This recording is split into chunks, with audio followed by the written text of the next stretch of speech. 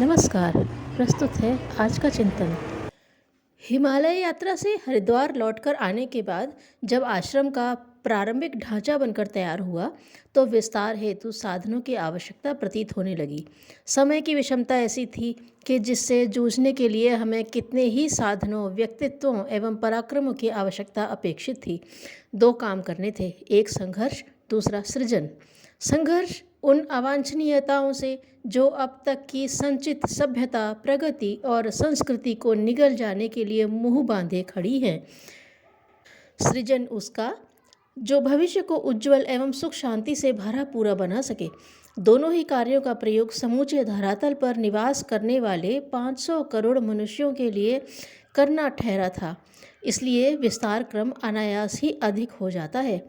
निज के लिए हमें कुछ भी न करना था। पेट भरने के लिए जिस सृष्टा ने कीट पतंगों तक के लिए व्यवस्था बना रखी है, वह हमें क्यों भूखे रहने देगा। भूखे उठते तो सब हैं, पर खाली पेट सोता कोई नहीं।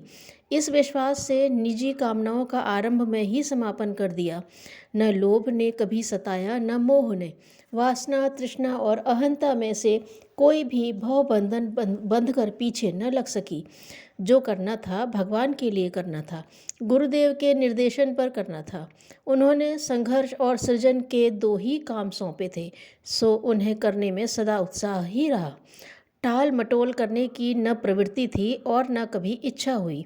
जो करना सो तत्परता और तन्मयता से करना। यह आदत जन्मदान दिव्य अनुदान के रूप में मिली और अद्यावधि यथावत बनी रही। जिन साधनों की नवसृजन के लिए आवश्यकता थी, वे कहाँ से मिलें, कहाँ से आएं? इस प्रश्न के उत्तर में मार्गदर्शक ने हमें हमेशा एक ही तरीका बताया था कि बो और काटो।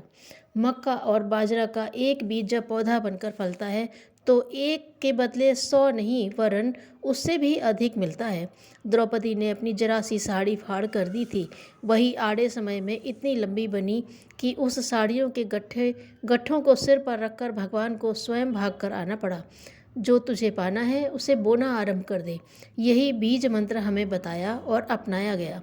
प्रतिफल ठीक वैसा ही निकला जैसा कि संकेत किया गया।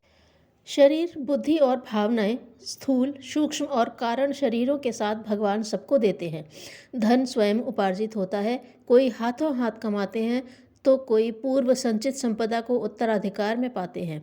हमने कमाया तो नहीं था, पर उत्तराधिकार में अवश्य समुचित मात्रा में पाया। इन सबको बो देने और समय पर काट लेने के लायक गुंजाइश थी, सो बिना समय गंवाए उस प्रयोजन में अपने को लगा दिया। रात में भगवान का भजन कर लेना और दिन भर विराट ब्रह्म के लिए, विश्व मानव के लिए समय और श्रम नियोजित रखना, यह शरीर साधना के रूप में निर्धारित किया गया। बुद्धि दिन भर जागने में ही नहीं, रात्रि के सपने में भी लोकमंगल की विधाएं विनिर्मित करने में लगी रही। अपने निज के लिए सुविधा संपदा कमाने का ताना बाना बुनने की कभी इच्छा ही नहीं हुई। अपनी भावनाएं सदा विराट के लिए लगी रहीं। प्रेम किसी वस्तु या व्यक्ति से नहीं, आदर्शों से किया। गिरों को उठाने और पिछड़ों को बढ़ाने की ही भावनाएं सतत उमड़ती रहीं। इस विराट को ही हमने अपना भगवान माना। अर्जुन ने के दिव्य चक्षु ने इसी विराट के दर्शन किए थे। यशोदा ने कृष्ण के मुंह में सृष्टा का यही स्वरूप देखा था। राम ने पालने में पड़े पड़े माता कौशल्या को अपना यही रूप दिखाया था और काकभुशुंडी इसी स्वरूप की झांकी करके धन्य हुए थे। हमने भी अपने पास जो कुछ था उसी विराट ब्रह्म को विश्व मानव को सौंप दिया। बोने के लिए इससे और खेत दूसरा कोई नहीं हो ही नहीं सकता था। वह समय अनुसार फला फूला, हमारे कोठे भर दिए गए। सौंपे गए कामों के लिए जितने साधनों की ज़रूरत थी वे सभी उसी में जुट गए। इन दिनों 1 से 5 करने की सूक्ष्मीकरण विधा चल रही है, इसीलिए क्षीणता तो आई है तो भी बाहर से काया ऐसी है जिसे जितने दिन चाहे जीवित रखा जा सके, पर हम जानबूझकर इसे इस स्थिति में रखेंगे नहीं। कारण कि सूक्ष्म शरीर से अधिक काम लिया जा सकता है और स्थूल शरीर उसमें किसी कदर बाधा ही डालता है। शरीर की जीवनी शक्ति असाधारण रही है, उसके द्वारा 10 गुना काम लिया गया है। शंकराचार्य, विवेकानंद 32-35 वर्ष जिए, पर 350 वर्ष के बराबर काम कर सके।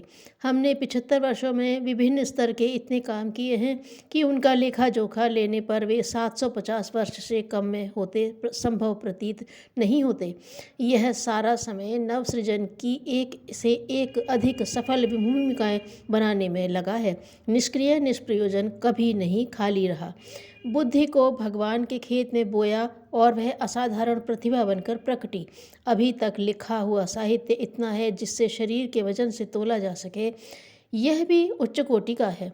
आर्ष ग्रंथों के अनुवाद से लेकर प्रज्ञा युग की भावी पृष्ठभूमि बनाने वाला ही सब कुछ लिखा गया है। आगे का सन 2000 से आगे तक हमने अभी से लिख कर रख दिया है। अध्यात्म को विज्ञान से मिलाने की योजना कल्पना में तो कईयों के मन में थी, पर उसे कोई कार्यान्वित न कर सका। इस असंभव को संभव होते देखना तो ब्रह्मवर्चस्व संस्थान में आकर अपनी आँखों से स्वयं देखना चाहिए। जो संभावनाएं सामने हैं उन्हें देखते हुए कहा जा सकता है कि अगले दिनों अध्यात्म की रूपरेखा विशुद्ध विज्ञान परक बनकर रहेगी। छोटे छोटे देश अपनी पंचवर्षीय योजना बनाने के लिए आकाश पाताल के कुलावे मिलाते हैं, पर समस्त विश्व की कायाकल्प योजना का चिंतन और क्रियान्वयन जिस प्रकार शांति कुंज के तत्वाधान में चल रहा है उसे एक शब्द में अद्भुत और अनुपम ही कहा जा सकता है। भावनाएं हमने पिछड़ों के लिए समर्पित की हैं। शिव ने भी यही किया था। उनके साथ चित्र विचित्र समुदाय रहता था और सर्पों तक को वे गले लगाते थे। उसी राह पर हमें भी चलते रहना पड़ा है।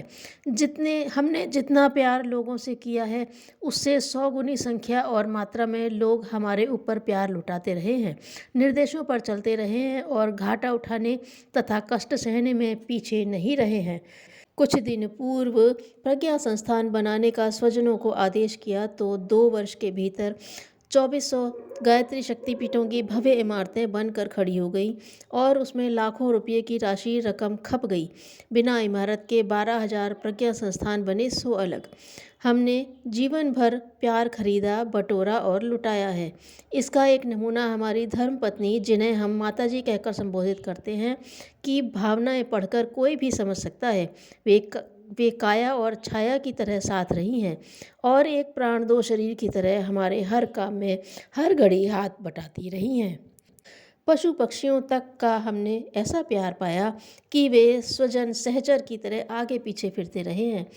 लोगों ने आश्चर्य से देखा कि सामान्यतः जो प्राणी मनुष्य से सर्वथा दूर रहते हैं, वे किस तरह कंधे पर बैठते, पीछे पीछे फिरते और चुपके से बिस्तर में आ सोते हैं। ऐसे दृश्य हजारों से हजारों की संख्या में देखे और आश्चर्यचकित रह गए हैं। यह और कुछ नहीं, प्रेम का प्रतिदान मात्र था। धन की हमें समय समय पर भारी आवश्यकता पड़ती रही है। गायत्री तपोभूमि, शांति कुंज और ब्रह्मवर्चस्व की इमारतें करोड़ों रुपया मूल्य की हैं। मनुष्य के आगे हाथ न पसारने का व्रत निभाते हुए अयाचक व्रत निभाते हुए यह सारी आवश्यकताएं पूरी हुई हैं। पूरा समय काम करने वालों की संख्या 1000 से ऊपर है। इनकी आजीविका की ब्राह्मणोचित व्यवस्था बराबर चलती रहती है। इनमें योग्यता की दृष्टि से इतने ऊंचे स्तर के लोग हैं कि अन्य किसी सामाजिक संस्था में कदाचित ही इस स्तर के इतने लोग हों। इनमें अनेक ऐसे हैं जो समाज की नहीं, अपनी ही जमा पूंजी के ब्याज से अपना खर्च चलाते व मिशन की सेवा करते हैं। प्रेस, प्रकाशन, प्रचार में संलग्न जीप गाड़ियाँ तथा अन्य खर्चे ऐसे हैं जो समयानुसार बिना किसी कठिनाई के पूरे होते रहते हैं। यह वह फसल है जो अपने पास की एक एक पाई को भगवान के खेत में बो देने के उपरांत हमें मिली है। इस फसल पर हमें गर्व है। जमींदारी समाप्त होने पर जो धनराशि मिली वह गायत्री तपोभूमि निर्माण में दे दी। पूर्वजों की छोड़ी हुई जमीन किसी कुटुंबी को न देकर जन्मभूमि में हाई स्कूल और अस्पताल बनाने में लगा दी। हम व्यक्तिगत रूप से खाली हाथ हैं। परियोजनाएं ऐसी चलाते हैं जैसी लखपति करोड़पतियों के लिए भी संभव नहीं है। यह सब हमारे मार्गदर्शक के उस सूत्र के कारण संभव हो पाया है जिसमें उन्होंने कहा था, जमा मत करो, बिखेर दो, बो और काटो। सत प्रवृत्तियों का उद्यान जो प्रज्ञा परिवार के रूप में लहलहाता दृश्यमान होता है, उसकी पृष्ठभूमि इसी सूत्र संकेत के आधार पर बनी है। भगवान फूल से उसे दी हुई सुगंध और रंग की मांग करता है। कोकिल से कुहू कुहू की ही अपेक्षा रखता है। वृक्ष से उसकी फल की ही आशा रखता है। लेकिन मनुष्य के संबंध में उसकी अपेक्षा निराली है। उसकी इच्छा है कि मनुष्य दुख में से सुख प्राप्त करे, अंधकार में से प्रकाश उत्पन्न करे, मरण में से अमृतत्व प्राप्त करे।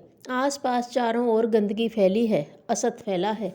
ईश्वर चाहता है मनुष्य इस असत से सत प्राप्त करे, इस विष में से सुधा का सृजन करे, इस अमंगल में से मंगल का निर्माण करे। मनुष्य के साथ ही यह पक्षपात क्यों?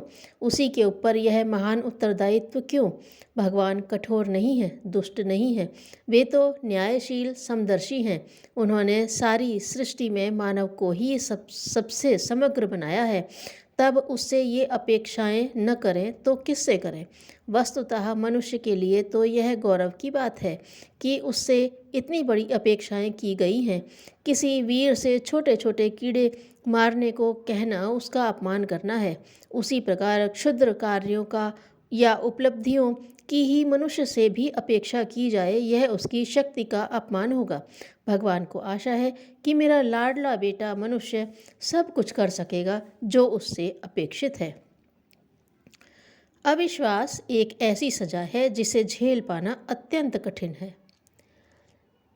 अध्यात्म और व्यवहार अलग अलग धंधे हैं और पंगे के समान हैं। दोनों अलग रहकर मंजिल नहीं पा सकते, दोनों का संयोग ही योग है। महामना मालवीय जी से एक विद्वान ने कहा, महाराज आप मुझे 100 गालियाँ देकर देख लें, मुझे क्रोध नहीं आएगा। मालवीय जी ने मुस्कुराते हुए कहा, आपके क्रोध की परीक्षा होने से पहले ही मेरी जबान गंदी हो जाएगी। मैं ऐसा क्यों करूं? मन जब भी सीमाएं लांघता है, वाणी वाचाल हो जाती है। धन्यवाद।